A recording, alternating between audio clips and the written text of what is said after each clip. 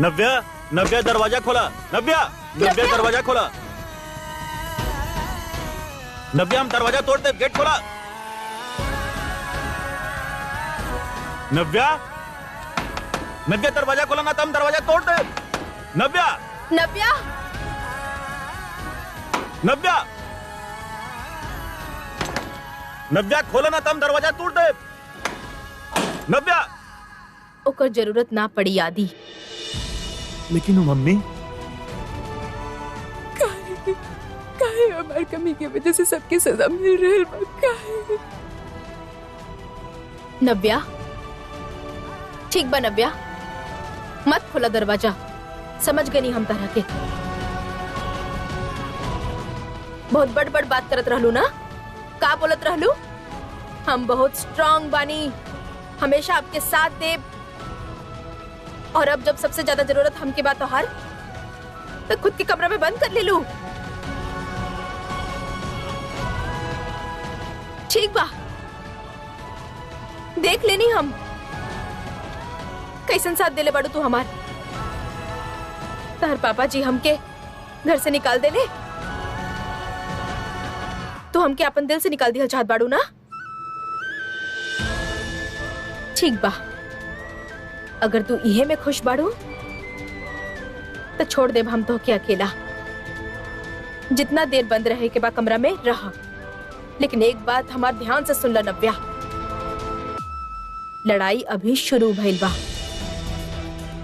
और हमके ई लड़ाई के मिल के जीते के बा। फैसला कर ला कि परिस्थिति से लड़ के उनका जीतल चाहताड़ू या फिर हार मान के पछतावा के आग में सारा जीवन बितावल चाहत बाड़ू जल के।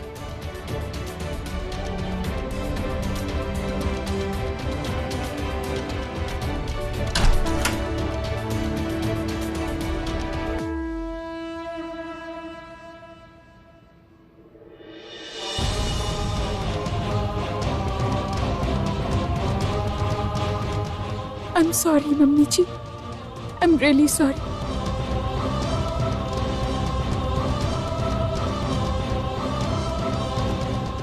हम जानत रहनी कि वो हमार साथ देवे चाहे ना देवे, हमार नव्या जरूर दी ही।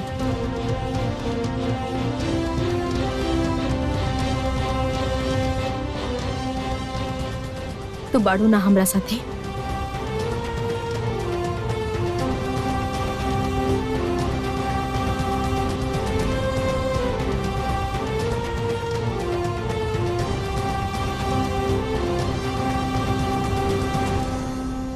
कल हमने निकल जाए यहाँ से। अरे हमने के तो यहाँ आवे के ही ना चाहत रहे। इस सास बहू के चक्कर में हमने के आंचल के तो जिंदगी बर्बाद हो गई ना। समाज में ऐसा बात छुपे लगा। अब क्या करिए हमने के आंचल से शादी?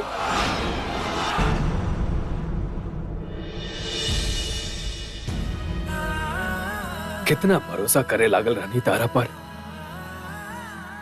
और तू एक ही झटका में सब कुछ खत्म कर देलू।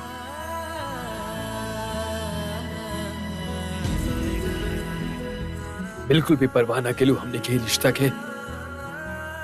काहे नव्या के बारे में हमरा से इतना बड़ा सच छिपैलू? काहे झूठ बोलू हमरा से मैसी?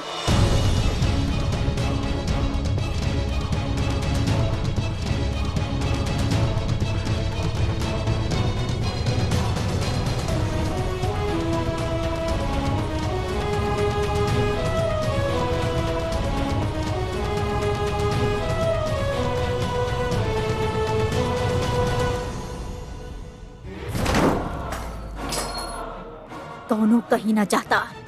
हमार काम अभी यहाँ पूरा ना भइल बा। कौन काम अम्मा जी? जे काम करे आयल रहनी तब भइल ना, उल्टा तमाशा और हो गई। अब आंचल भी और आंचल के पापा भी आ गए, तो हमने यहाँ रोक के का करब? जितना कहल जाए उतना करा चुपचाप। जब हम कह रहल बानी कि हमरा यहाँ रहना बा, तो ओकर कोनो वजह बा, समझ लू? माफ कर दी अम्मा जी, गलती हो गई हमरा से। जा हमरा खातिर एक गिलास दूध गरम करके ले आवा।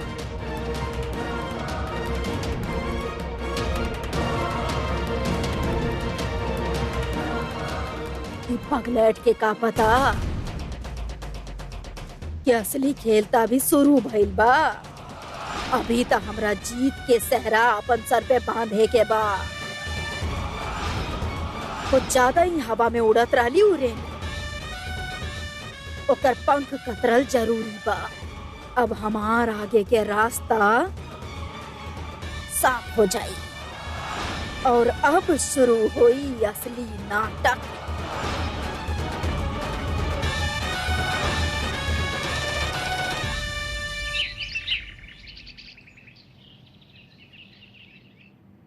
रेणुका, रेणुका नाश्ता लगा था, देर होता।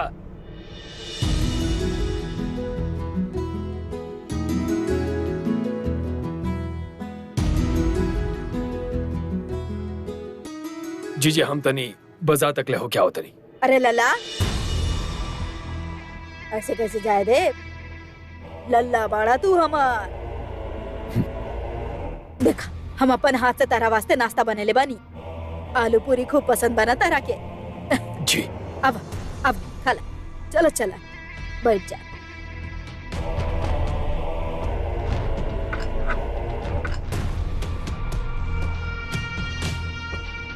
जब तक लल्ला ना खाई तब तक जीजी के गला से निवाला कैसे उतरी नीचे?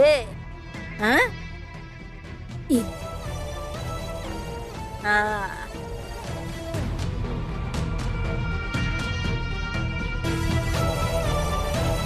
ला, चाय पिया।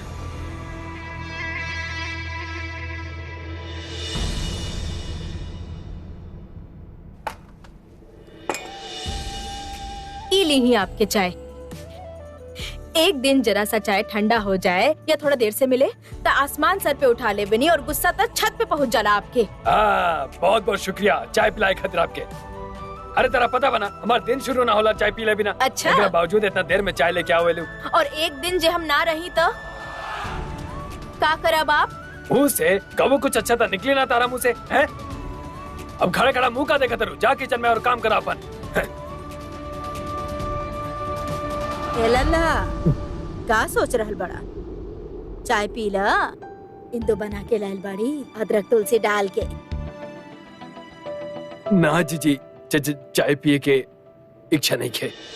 हम बाजार तक ले हो क्या होता नहीं, काम जरूरी बा।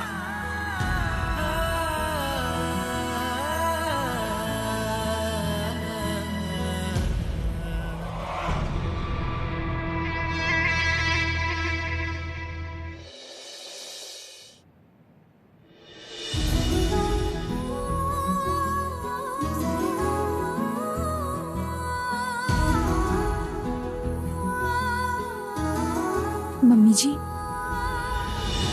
चाय पी ली, ठंडा हो जाए। ना, तिवारी जी ठंडा चाय ना पी सकेले। Mummy please.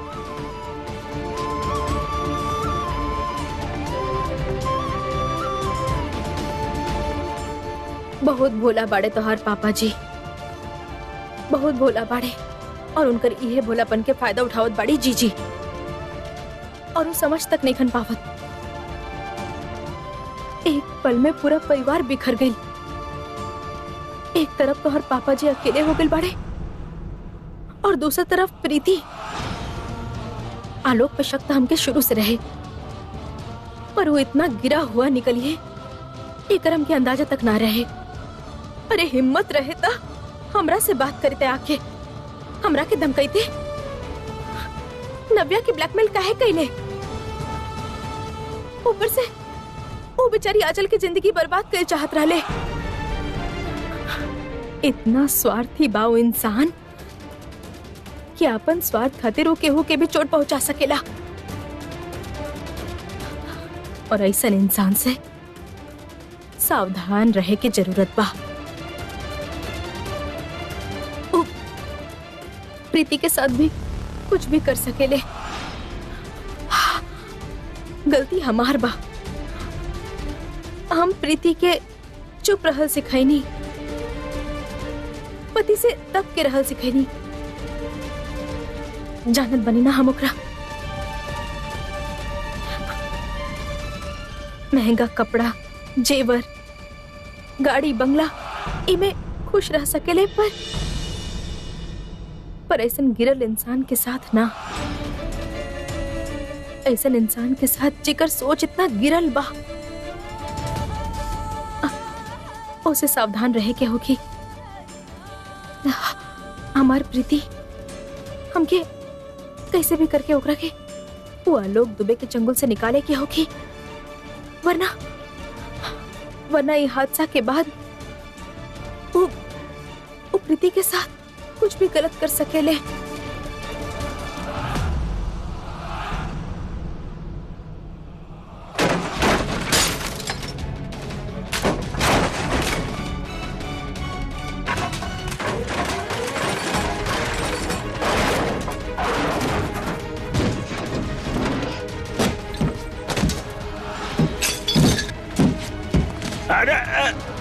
अरे अशरफ, अरे क्या हुआ? तू लोग चलो की जैसे हट, निकले जैसे, निकले बाहर। ये कहाँ गुंडागर्दी मचा के रख ले बड़ा तू? हम लोग पैसा लेके काम करनी और जो हमनी का और पैसा के बीच में आवला ना ओकर फोकट में टांग भी तोड़ देवे नी। अरे तो पैसा लेके काम कर लेना तो जेकर पैसा ले ले बा ओकर काम कर जाके। चल हट, मालिक ए तू हट जा यहाँ से।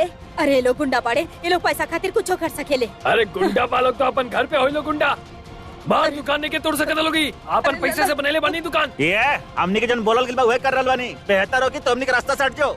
साले एक के अंदर करवा दे। चला निकला जैसे। साले आइल बालोग दुकान तोड़े। सही बात तो ये बा कि आगरा के पूरा पुलिस भी कुछ ना कर पाई।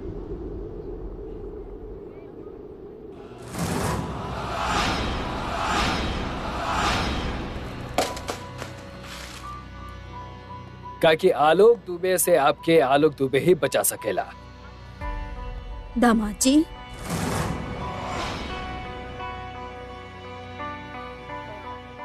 ये सब कुछ आप करवाले बनी आलोक जी? करे के पड़ेला पापा जी। अब आपके कारण हमार पेट पे लात पड़ल तो हम चुप कैसे बैठती? अगर धंधा में हमार नुकसान भइल बा तो आपके धंधा हम कैसे चले देती? हिसाब तो पूरा करे के पड़ी ना। ये का बात भइल दामाद जी? अब परिवार में ऊंच नीच चलत रहेला, आपस में कैसन बैर। देखी जौन गलत बा से गलत बा, ओकर गुस्सा अब अपन ससुर अब ज्ञान ना ही देता बेहतर बा। और वैसे भी धंधा में क्या हुआ अपन और पराया ना होला। और जितना हमार नुकसान भइल बा ना ओकर भरपाई कर खातिर तिवारी जी अगर जिंदगी भर काम करिया ना तब वो ओकर भरपाई ना कर पाइया। और वैसे भी आलोक दुबे के धंधा में नुकसान और खेल में हार बर्दाश्त ना होला। हमार बात सुना, अब भीतर चला, कुछ चाय नाश्ता ला और बाद बात करब। इजा चाय नाश्ता करे नहीं खे आई और आपके खातिर बेहतर ये हुई कि आप बीच में ना पड़े, वरना हमरा के बदतमीजी करे के पड़ी। आलोक जी,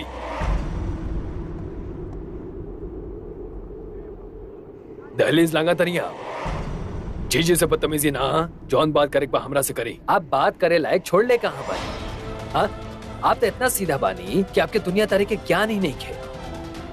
आप तो बस अपन एक किराना के दुकान में मगन रहेनी और पीठ पीछे आपके बांझ बहू और आपके प्यारा पत्नी का गुल खिलावेला लोग आपके तो अंदाजा ही ना होला। सच कही ना तो सासू माँ जैसन घटिया और झूठा औरत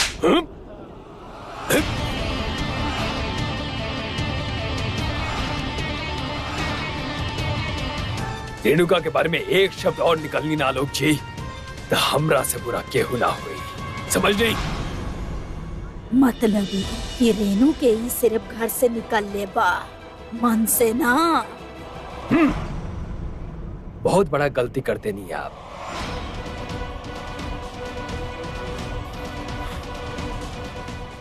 लगा था बात आपकी अच्छा से समझाएगे पड़ी।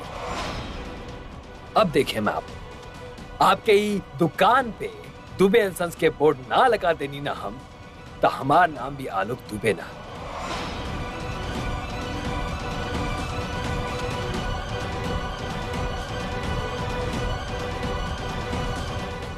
अरे का करत अड़ तू लोग? लला अपन दामाद से ऐसा बर्ताव करबा का? चलो तू भीतर चल, चला चला ना। अरे चला भीतर।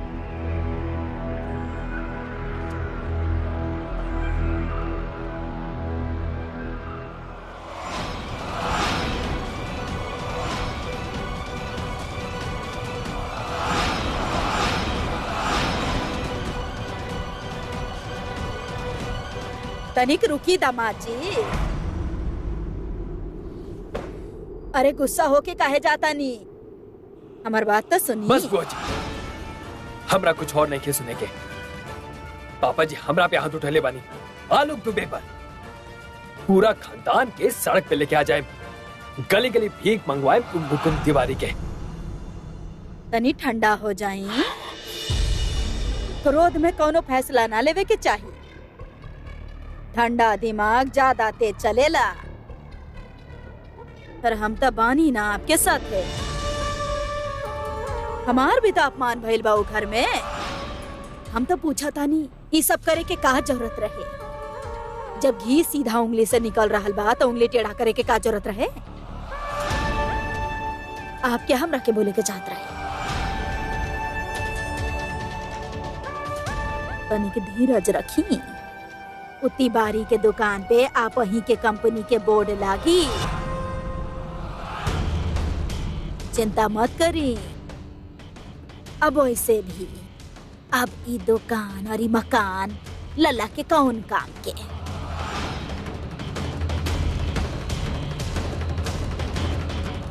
ये रेनू हमार भाई के जिंदगी के बर्बाद कर देनी। अब लल्ला के वास्ते आगरा में बचल का बा? हाँ? वो तो चल गई, संग में बेटा बहू के भी ले गई। हमार लला तो अकेला रह गई। ऐसन में हमार तो फर्ज बनेला ना कुछ तो करे के होई। आप जॉन भी करें उनमें हमार का फायदा बा।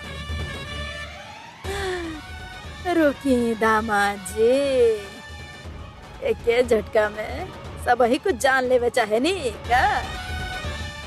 एक मिनट।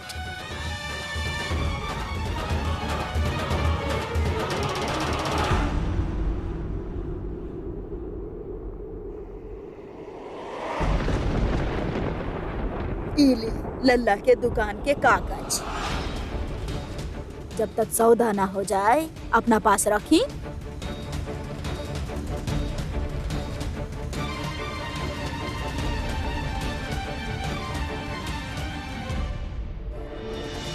अभी पेपर दिला से का फायदा बा? ये हमार कोना काम है। हमार इंटरेस्ट खाली यही में बा कि वो दुकान पे दुबे एंड सन्स के बोर्ड लाके बस। चिंता काहे करता नहीं दामाद जी? कल आपके जन्मदिन बा, आप लल्ला से दुकान उपहार में मांग ली। हमरा पूरा विश्वास बा वो आपके मना ना कर सकेला। कमाल के चीज बानी बुआ जी आप भी। बड़ा देर कर दी अपन पत्ता खोले में। खैर ठीक बा, हम चला था।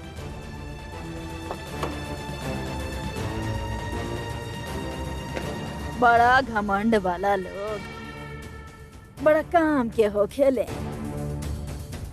अब हमारी मोहरा हमार सभे वो काम करी जे हम ना कर सके। एकरा कहल जाला बिना गोली चलेले जंग जीतल। वाह सुमित्रा वाह।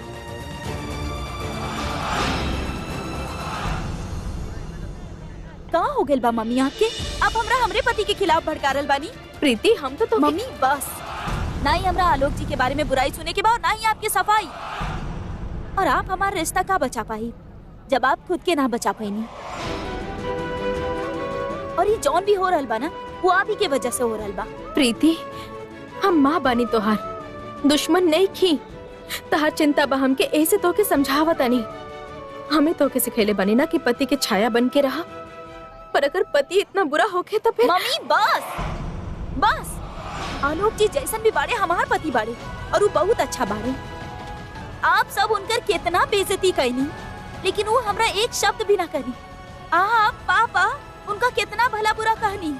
और पापा के का हो गइल बा? आपके घर से निकाल तो सके नी बाकी आपके बारे में एक खराब शब्द भी ना सुन सके नहीं। आलोक जी आपके खिलाफ का बोलते नहीं, पापा जी तो हाथ ही उठा लेनी। जरा सा भी ना सोचनी कि वही घर के दामाद बड़े, कितना इज्जत पा उनकर। का तोहर पापा जी हमरा खातिर आलोक जी पे हाथ उठवले? और न तका और आलोक जी गलत कहाँ बड़े?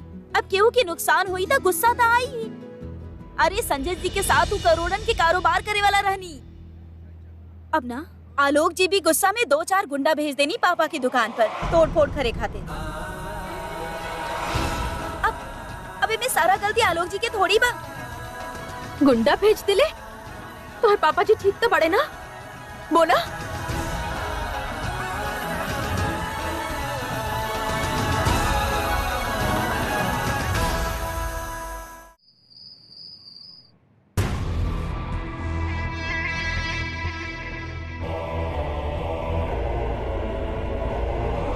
ये सब रेनू के कारण हो रहल बा लल्ला। खुद तो अकड़ के बैठ गई, बेटा के भी ताहर खिलाफ कर देली। उहे के वजह से तू आज दामाद जी से लड़ा ताड़ा। ओकरा वजह से प्रीति भी तरह से दूर हो जाई, सब दूर हो जाई है। अकेला रह जाए बा तू।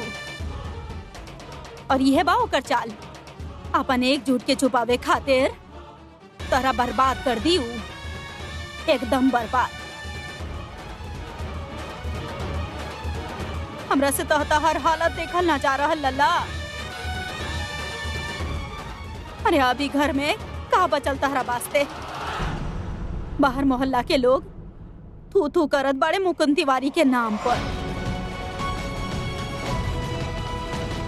वो औरत धोखा देली तहरा के। अब ऐसे भी पहले से ही तरह संग ईमानदार ना रहली। ना जी सच नहीं है। आपके जरूर कोनो गलत फहमी भइल बा। रेणुका और डॉक्टर के बीच में ऐसा कोनो संबंध ना रहे। कोनो टोना टोटका कर देली का तहरा ऊपर। इतना कुछ हो जाए के बाद भी तू ओकरे पक्ष में बोल रहल बड़ा। जी हम तो हुए कहता नहीं जौन सच बा। अरे सच के उम्मीद ऐसा झूठा लोगन के ना कल जा सकेला। बांझ बहू के बचावे खातिर वो चालबाज औरत हमनी सबके बेवकूफ बनेली। ऐसा झूठी और मक्कार औरत पर अब यो भरोसा कर रहल बड़ा तू। भगवान के ऊ के इतना बुद्धू ना बनाए लल्ला।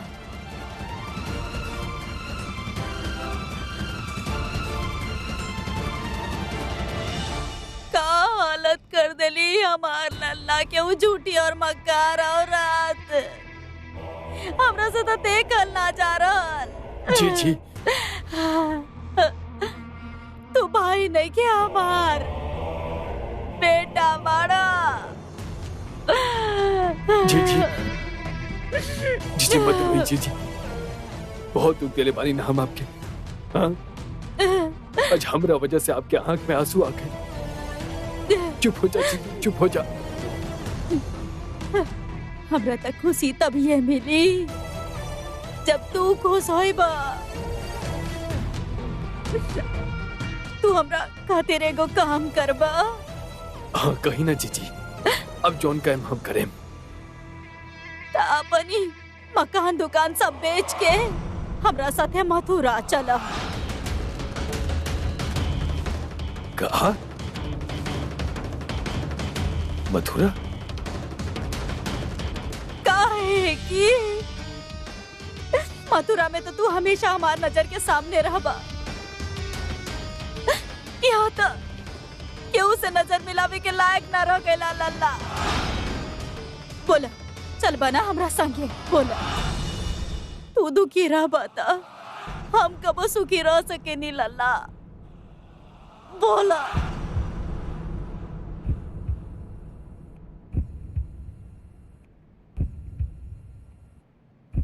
ठीक बा जी।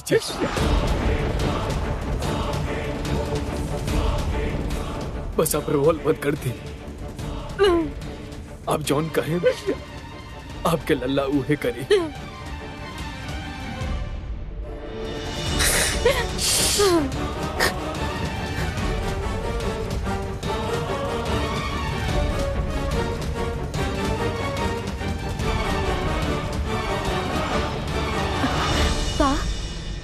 जीजी आलोक जी की दुकान बेचल चाहता रही? हाँ मालकिन, हमके तो ये समझ में नहीं के आ रहा कि हम ये सब बात मालिक के कैसे बताए। दुकान में तो मालिक की जान बसल बा। अगर बुआ जी ये दुकान बेच दिली ना तो हमार मालिक का करी है, कहाँ जी है, हमके कुछ समझ में नहीं के आ रहा। ना ना अशरफ, तू बिल्कुल चिंता मत करा, हम ऐसा कुछ ना होके दे। तो बस उनका साथ रहिए और उनका ख्याल रखिए। हाँ मालकिन, हम छोड़ के कहाँ जाए मालिक के। पहले तो ये जाने के होगी कि जीजी के दिमाग में चल कर रहल बा।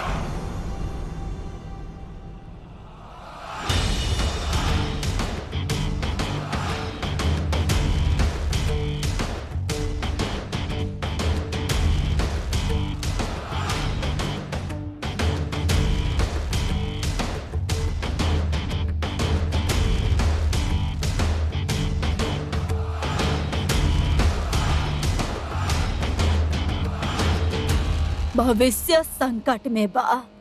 हमार सपना के जौन लोगन के हिम्मत ना होखत रहे हमरा सामने मुंह खोले के, वो आज हमार सामने कैंची के जैसन जुबान चलावत बाड़े। मुकुंद के पत्नी, बच्चा, बहू सबके पर निकल आइल बा। और रेनू हमार मर्जी के विरुद्ध पुलिस बुला ले ली और मास्टरनी बहू के साथ मिल के इतना बड़ा सच छुपैली। वो औरत अब कुछ भी कर सकेली। अगर ओकरा के मुकुंद के मती कर लेली तो हमार रास्ता और कठिन हो जाई। औरत के जादू सर पे चढ़ के बोलेला। ओकरा से पहले हमरा के मुकुंद के दिल दिमाग पर आपन कब्जा करे के होई। ई सास बहू कितना भी कोशिश कर लेबे, उस सुमित्रा अपन लल्ला पर उनकर जादू चले ना दी।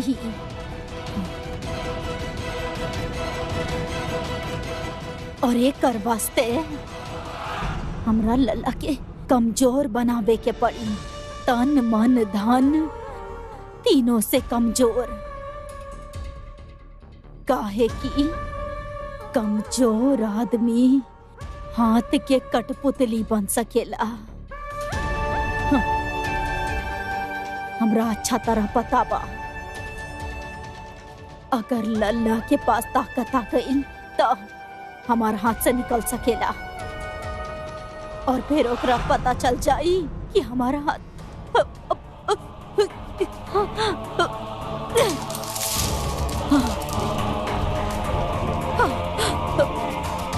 ना।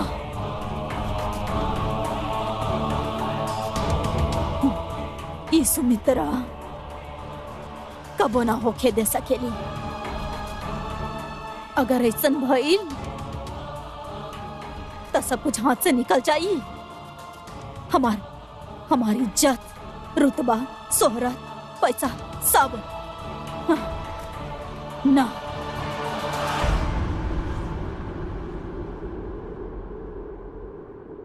मुकुंद कल्लो हमार गुलाम रहे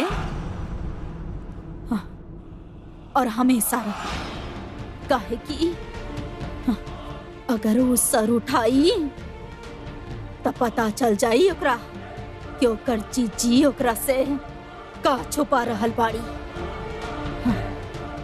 और ई हम कबो होखे ना देब। ई राज हम कबो ना खुले देब। कबो ना।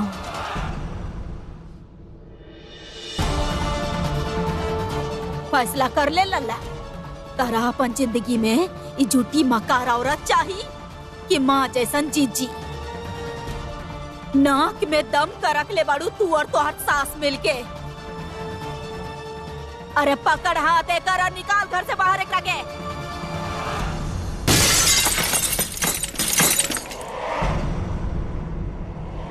आदि आदि इस सब काबिल काहे कर रहल बड़ी बुआ ई सब? हमके ई समझ में नहीं आ रहल कि हम लोग उनके बर्दाश्त काहे कर रहल बनी। शांत पहले हो जा, हाथ तोरा दिखावा लागल तो चोट तो ना लागल। हे भगवान, पूरा हाथ कट गइल बा। जान अबे दवा लेके आवा जल्दी। जी जी। एही से हम तो के कुछ ना बतावे नहीं, काहे कि गुस्सा में तो हर दिमाग खराब हो जाला, और गुस्सा में कोनो जंग ना जीतल जाला। आदि ठंडा दिमाग से काम लेवे के पड़ेला, वरना हमनी आपन ही नुकसान कर दे और ये जंग लड़े के पहले ही हार जाए। बैठा।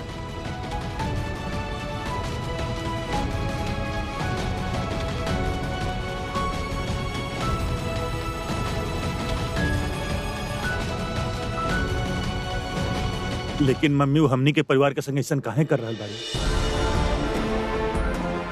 बोली।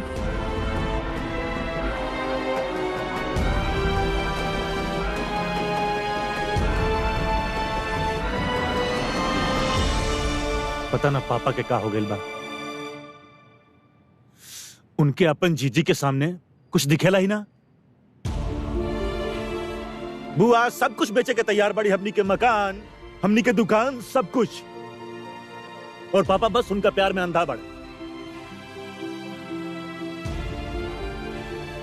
ना। हमके समझ में नहीं आ रहा ऐसा काहे कर रहल बड़ी। सब कुछ बा उनका पास, हैं? पैसा, मकान, गाड़ी, सब कुछ। मम्मी अगर बुआ जी धोखा से पापा से सब पेपर साइन करवा देंगी तो हमनी के घर, हमनी के दुकान सब बेच दिए हो।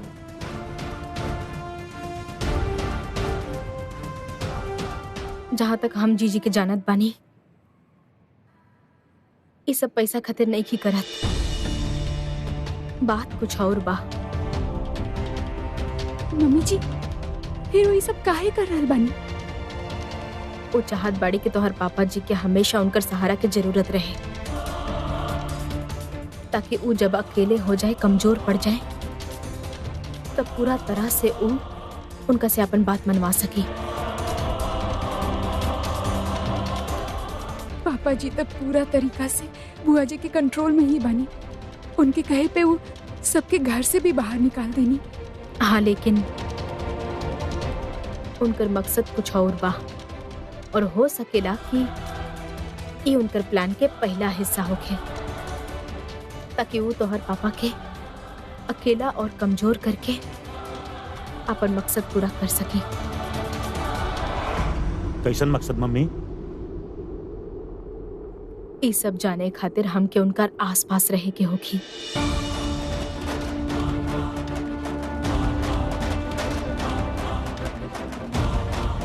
इससे पहले कि जीजी अपन मन के इच्छा पूरा करे, हमके उनकर मन के बात जाने के होगी।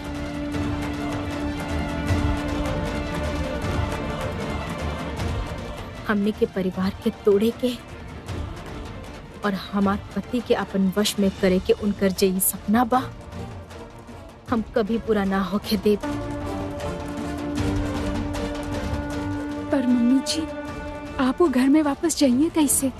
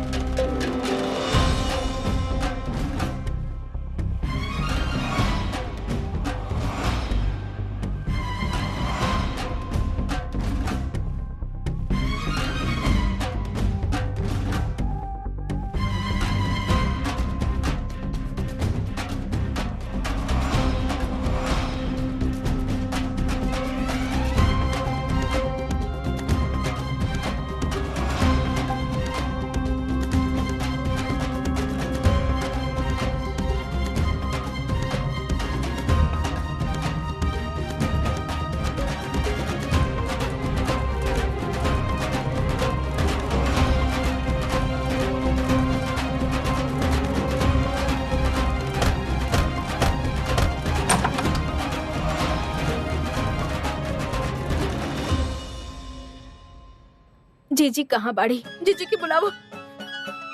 जीजी, अरे रे रुकी मामी जी, कहाँ घुसल जात बानी आप? आपकी वजह से हमरा डांट पड़ जाई। अब अपने घर में आवे खातिर एकरा से परमिशन लेवे के पड़ी हमके।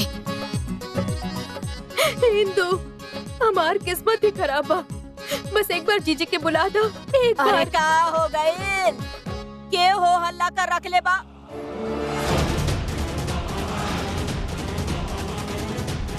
तू?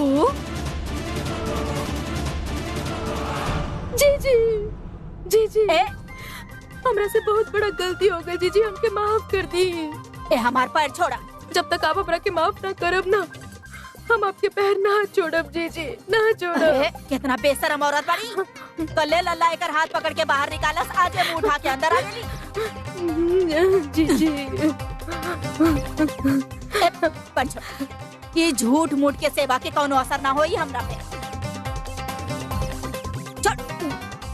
ना जीजी, हम सच कर रहल बानी जीजी। आप हमके डंडा से मार ली, पीट ली, चाहे सूली पे चढ़ा दी जीजी, पर हम आपके और ये घर के छोड़ के कहीं ना जाए। हम वो लक्ष्मी नव्या के बात में आ गए रहनी जीजी, हमार दिमाग खराब कर देले रहे हो। मम्मी जी, मम्मी जी, मम्मी जी बोल बोल के मति भ्रष्ट कर देले रहे आपके रेनू के जीजी। छोड़ जीजी, हम सच कहता नहीं, यही सब उ नव्या के कइल देल बा जीजी। वो ऐसन पट्टी पढ़ैला हमरा के, जे पिक्चर हमके दिखलस बस हुए दिखाई देवे लागल हमके। और अब हम अपन बेटा और बहू के प्यार में ऐसा अंधा हो गए रहनी जीजी कि अपन बांझ बहू के सच्चाई भी आप लोग से छुपा बैठनी। ये सब हो गईले बिया। आंचल के शादी के पूरा कांड, पुलिस के बुलावल, महिला मंडली के बुलावल, ये सब कुछ हुए गईले बिया। और ओकरा बाद चालाकी से सारा के सारा दोष हमरा सर मर देलस जीजी। जीजी, जीजी, हम ओकर सच्चाई जान चुकल बानी जीजी। वो हमार परिवार के तोड़ दियल चाहतिया। देखी ना कैसन घोर पाप हो गए हमरा से। हम अपन देवता जैसन पति से ऐसन झूठ बोलनी, अपन माँ जैसन जीजी के इतना अपमान कैनी, इतना नीचा दिखैनी हम आपके जीजी। जे सजा देवे के बाप हमरा के दे दी जीजी, जे सजा देवे के बाप। अम्मा जी, आप इनकर बात में मत आई, ये सब नाटक करता नहीं। ना जीजी ना, हम कोनो ढोंग नहीं की करत, हम सच कर रहल बानी जीजी, हमार बात के विश्वास करी। हम कोनो परीक्षा देवे खातिर तैयार बानी, अपन सच साबित करे खातिर। जे परीक्षा लेवे के बाद ले ली आप, हम कैसे विश्वास दिलाई आपके। एक मिनट।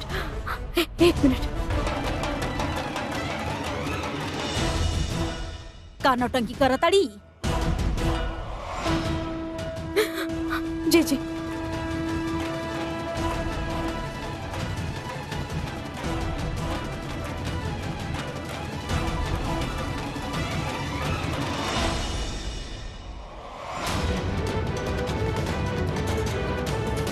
आदि हमके बहुत टेंशन हो रहा बा मम्मी जी के। पता ना बुआ जी उनकर कितना इंसल्ट करत होगी। पता ना बुआ जी रेडी भइल होगी कि ना मम्मी जी के घर में रखे खातिर। का कर पड़ू, हम कॉल करके देखें? ना, फोन ना कर सकेला। अगर तू फोन करला और बुआ जी के शक हो गई तो बहुत शातिर खिलाड़ी भी आओ, ये रिस्क ना ले सकेनी। हम ये अग्नि के साक्षी मान के कहा था नहीं जीजी,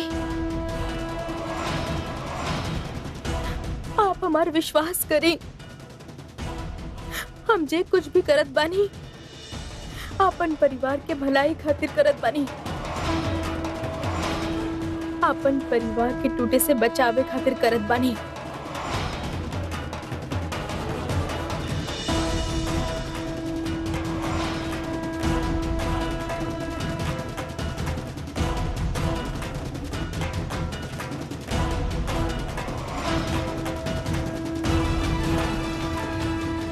बस कर। अब का करताड़ी?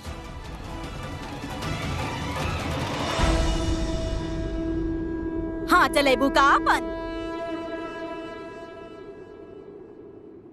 चलो ठीक बा, माफ कर दे तानी तारा। इतना साल तू मन लगाए कि हमार सेवा कैलू। हम जानत रहनी जीजी, हम जानत रहनी आपके दिल बहुत बड़ा बा। आप हमके जरूर माफ कर दे।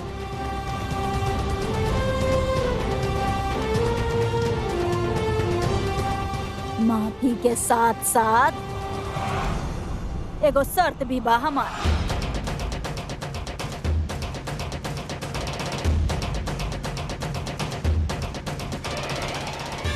सर, कैसन सर? तोहरा हमार विश्वास जीते के पड़ी, कहे कि विश्वास तोड़ देलू ना तू। अब हमरा का पता सास बहू बेटा मिलके फिर कोनो नया खिचड़ी पकावताड़ू। ना ना जीजी, हमारे इसन मजाल कहा कि हम फिर से आपसे कोनो झूठ बोली ऐसन कुछ करी। ना ना जीजी, ना ना। हाथ पे जलत दिया तो तू रख ले।